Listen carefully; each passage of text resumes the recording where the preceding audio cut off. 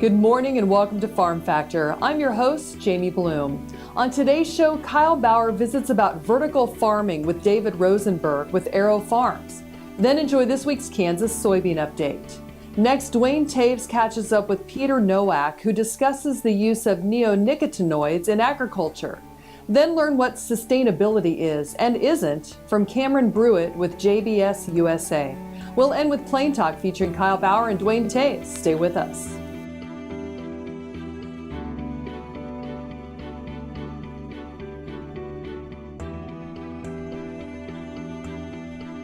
Closed captioning brought to you by Ag Promo Source. Together we grow. Learn more at agpromosource.com. This segment brought to you by Kansas Grain Sorghum. Growers working together. Find out more at kansasgrainsorghum.org.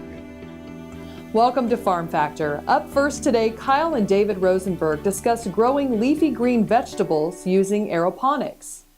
Hi, this is Kyle Bauer. I have the opportunity to visit with David Rosenberg with AeroFarms, and I'm just amazed at the technology that they're using. It's certainly a new generation of agriculture. I'm just going to let you explain to the viewers how your farm works. I'm happy to, Kyle. So we're a vertical farming company. That means we grow without sun, without soil, row after row of growth plans. So in place of soil, we use cloth. It's actually made out of recycled plastic. In place of sun, we use spectrum delivered from LEDs, light-emitting diodes. We grow in warehouses as opposed to greenhouses. So if you envision these long tunnels about 80 feet long, 5 feet wide, about every 3 feet you have another growth plane. Underneath the cloth, we mist nutrition of the root structure. So we're called AeroFarms in part because we grow in air, and in part because it's aeroponics. We mist nutrition of the root structure. Roots want oxygen, leaves want carbon dioxide. We give the plant what it wants, how it wants it, where it wants it to optimize plant growth. Net, our productivity per square foot's about 130 times higher than a field farmer, meaning what we could grow in 1 acre, it would take otherwise 130 acres to grow it in the field. Our crop turns are about every 16 days. That's 22 crop turns a year. And our growing systems use approximately 95% less water to grow a plant. Also growing without pesticides, herbicides, fungicides. At AeroFarms, we're the world leader in the space. We've just built our 9th farm. It's also the largest vertical farm in the world. We have financial backers like Prudential Financial and Goldman Sachs. In our 9th one, we took an old steel factory that we repurposed to this big farm, and now we're selling to customers like ShopRite and Whole Foods. Well, it's become almost, I'll call it factory farm but I don't consider that anything but a compliment in that absolutely everything is controllable and you get to harvest regularly, so your labor, your folks work for you full time and everything is predictable.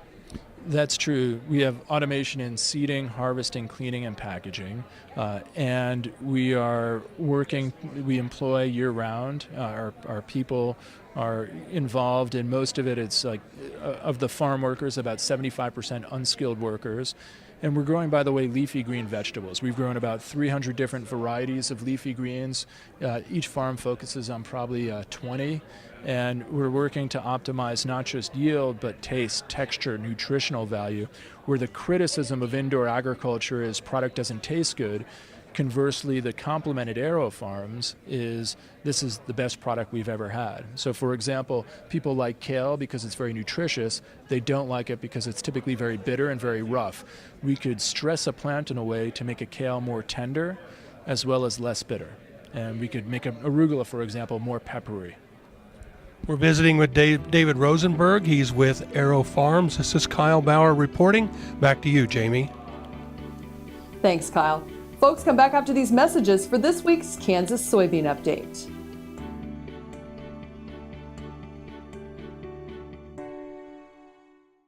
KFRM is one of the largest farm radio stations in the nation, dedicated to informing and entertaining rural listeners from northern Oklahoma to southwestern Nebraska.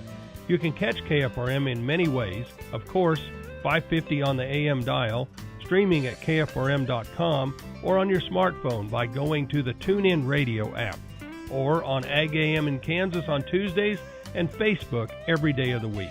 KFRM, tune us in. You'll be glad you did. Valley Vet Supply is devoted to providing information and professional quality products at reasonable prices. Valley Vet Supply. It's time, the Great Bend Farm and Ranch Expo, April 5th, 6th, and 7th in Great Bend, Kansas. 700 booths filled over 80 acres of exhibits. Dale Brisby, the 6th and 7th at 1 o'clock, sponsored by American State Bank. Find all your livestock equipment needs, precision tillage equipment at the Great Bend Farm and Ranch Expo. Free admission, free parking. Corporate sponsors American Hat Company, Great Bend Co-op. Go to starexpos.net. That's April 5, 6, 7. You don't want to miss it.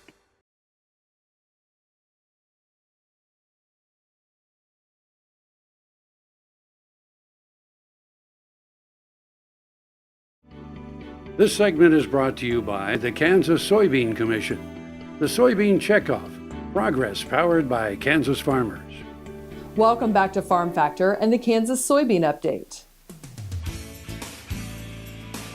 This is the Kansas Soybean Update. It's brought to you by the Kansas Soybean Commission. The Soybean Checkoff, progress powered by Kansas farmers. Brendan Geiger, who is from Denton, Kansas, is joining us. He's also a part of the American Soybean Association DuPont Young Leaders Program. And Brandon, here at Commodity Classic, this is phase 2 of your guys' training as part of the program. That's correct. So what are some of the things ASA and DuPont have you do here at the Commodity Classic? You know, we've had several guest speakers that have kind of gave us a rundown or an overview of what they do on a day-to-day basis with policy and with promoting ag on a national level. And, you know, they've just walked us through that process and what we can do to help them down the road. So what was some of their advice to you guys? Just being a good leader, being an advocate for ag, promoting ag, you know, on a daily basis, teaching younger generations and whoever we can when we're approached by people who are concerned about topics, you know, in ag, GMOs, whatever they are, how to handle those situations and answer those questions and try and comfort them that, you know, there's not major issues.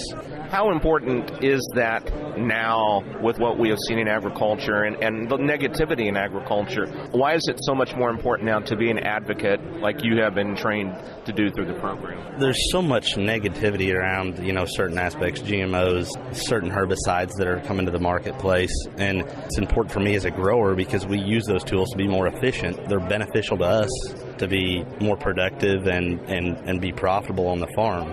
If we can't have those tools, it's hard for us to make a profit. You know, you and your wife, Blair, have been a part of this.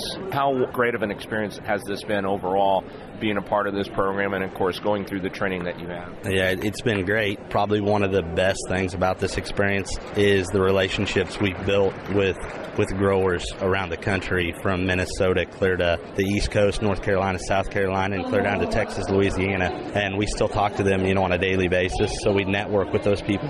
We understand, we hear their concerns and their problems that they face on a day-to-day basis, and we can kind of work those issues out together. So now this is your chance to recruit. For those who might be interested in the program, why should they apply to be a part of the DuPont Young Leaders Program? Well, we always need more young leaders. We're the future of ag, and we can, you know, never have enough voices to promote ag and be advocates for ag. Sounds good. Brandon, I appreciate it. Thank you very much. Thank you. That is Brandon Geiger from Denton, Kansas, who is a member of the American Soybean Association DuPont Young Leaders Program. He's been our guest on the Kansas Soybean Update. It's brought to you by the Kansas Soybean Commission. The Soybean Checkoff, progress powered by Kansas farmers. Learn more at kansassoybeans.org. For Kansas Soybeans, I'm Greg Akagi. Hope you enjoyed this week's Kansas Soybean Update. Stay with us after the break for more Farm Factor with Duane Toews and Peter Nowak.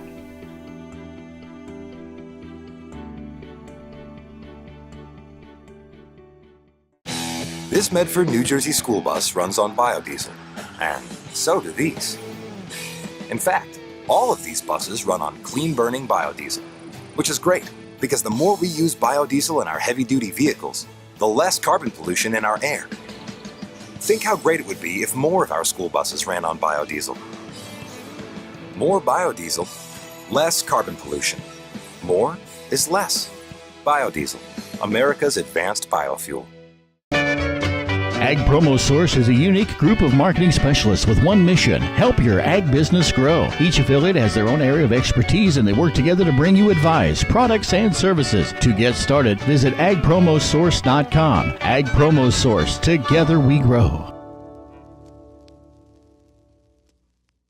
It's time, the Great Bend Farm and Ranch Expo, April 5th through the 7th in Great Bend, Kansas. This is your regional expo held in the heart of Kansas. J.D. Wing Horse Clinician all 3 days, sponsored by T-Cross Ranch and Bobby Norris Realty. Bradford Cattle Dogs, Border Collie demos all 3 days. Live cattle, beer garden, 80 acres and 3 buildings of exhibits. Corporate sponsors American Hat Company, the Great Bend Co-op. Go to starexpos.net for more information. April 5, 6, 7. This segment brought to you by Sure Crop, liquid crop nutrition delivered right to your farm. We're back. Now Duane visits with Peter Nowak about the use of neonicotinoids in agriculture. Duane Toews joining you once again with Ag AM in Kansas, and a chance to catch up with Peter Nowak. And Peter, on the academic side of the world, I'll let you give your institution that you get a chance to work with, but letting folks know that it's neonicotinoids. Kind of a long word, but some of you may have heard something about it in the national press about their use in agriculture and whether they have a place or not.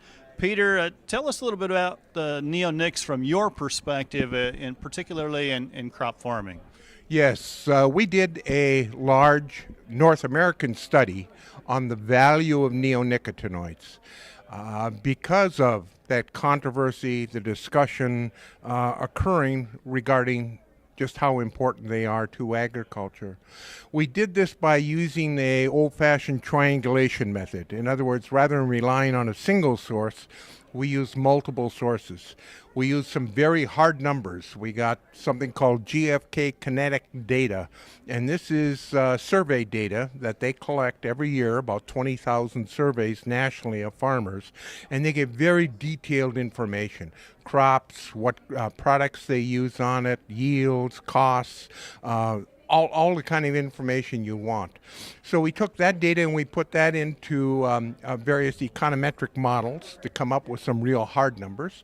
But we also went out and talked to producers. We held 8 listening sessions around the country where we set up a panel of producers, and believe it or not, academics, we listened. We didn't talk to them, we listened to them.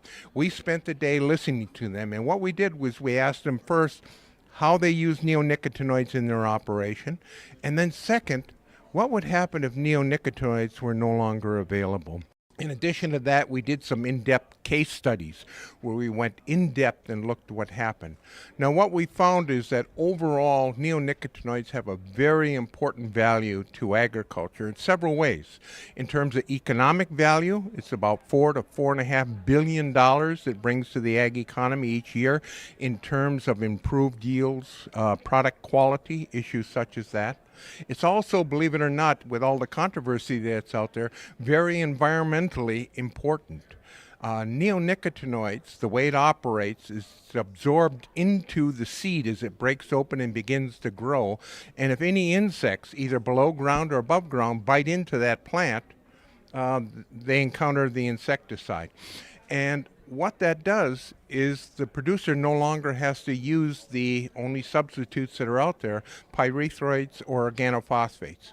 You use those, you're going to kill all the beneficials, and there's problems with spray drift, compaction, additional costs. All those issues come up, and these are things that the producers brought up to us. Let's back up just a little bit again and talk about where the problem arose from those outside of agriculture and why they targeted neonicotinoids in the first place.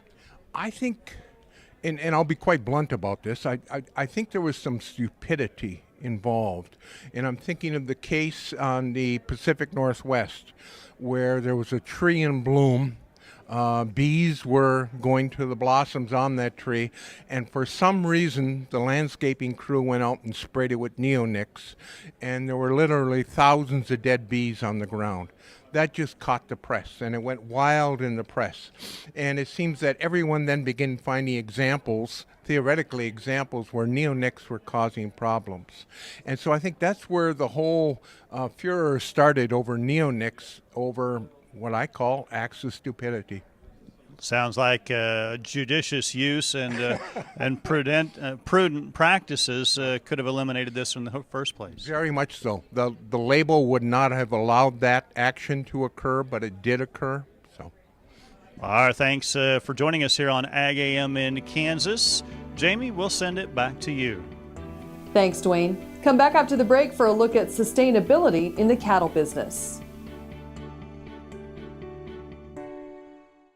Brown Chevrolet Buick in Wamego is driven by the spirit of American ingenuity. Come in for a new Chevrolet car, truck, or SUV.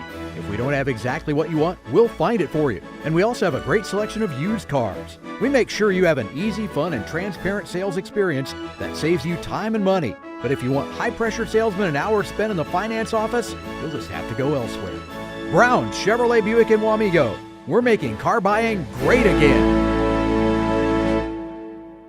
Hey folks, Dr. Dan from Doc Talk. Have you asked yourself, how can I help provide relief to wildfire victims? Well, you can go to the Ashland Community Foundation, or you can go to the Kansas Livestock Association Foundation and make monetary gifts. Another way, you can buy this beautiful print that was painted by Dr. Eva Gardner of the Gardner Angus Ranch of Ashland and Clark County area before the fire. This painting will be sold through the Kansas Livestock Association Foundation, and all proceeds will be provided to victims of the wildfire.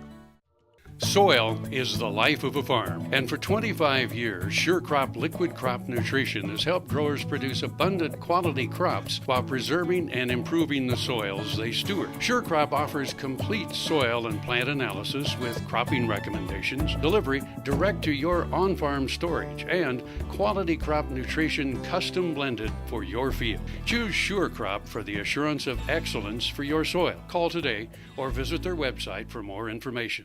This segment brought to you by Kansas Farm Bureau, the voice of agriculture. To join today or more information, go to kfb.org or find us on Facebook and Twitter. Welcome back to Farm Factor as we learn why profitability is needed for sustainability in the cattle business. We're all in this together. From producer to packer and processor, everyone has to make a profit to continue. That's the message Cameron Bruett of the packer JBS USA shared with producers this winter. Packers are useless without you. We don't produce cattle. So we can't have a viable operation if you don't have a viable operation. And so while we may be combatants in the price discovery game or the prices that are paid to producers, we all only succeed when each segment is successful. We might not be successful all at the same time, but we all need to be successful over the long term. That's part of what it means to be sustainable, keeping everyone in business while making incremental improvements along the way. Sustainability is responsibly meeting the needs of the present while empowering and improving the next generation to responsibly meet their own needs. And it's all about continuous improvement. So doing better today than you did yesterday, so you have the opportunity to improve tomorrow. And it's a balance between social, environmental, and economic concerns. So that's a lot. That's a mouthful on what a simple definition is. A more simplistic definition, doing more with less, doing better each day. It's important for cattlemen to meet consumers' needs while being careful to not focus on only one pillar. Bruett says it's a holistic approach. Marketers can get caught in a trap of shorthand to equate to sustainability. So it's hormone-free, therefore it must be sustainable, which really has nothing to do with sustainability. Or it's organic, therefore it must be sustainable. That's really not what sustainability is about. Sustainability is about the outcomes, not necessarily the process. I really don't care what practice you employ.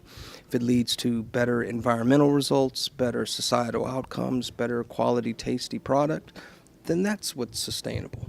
The packer says the beef community has a good story to tell. All stakeholders have to work together to keep improving it. I'm Bob Cervera. We'll be back after the break with this week's Plain Talk. Watch Ag AM in Kansas online at agaminkansas.com.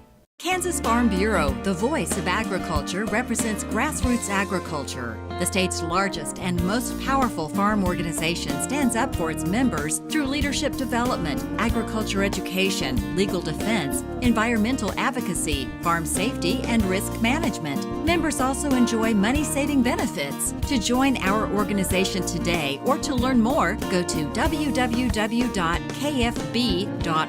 or find us on Facebook and Twitter.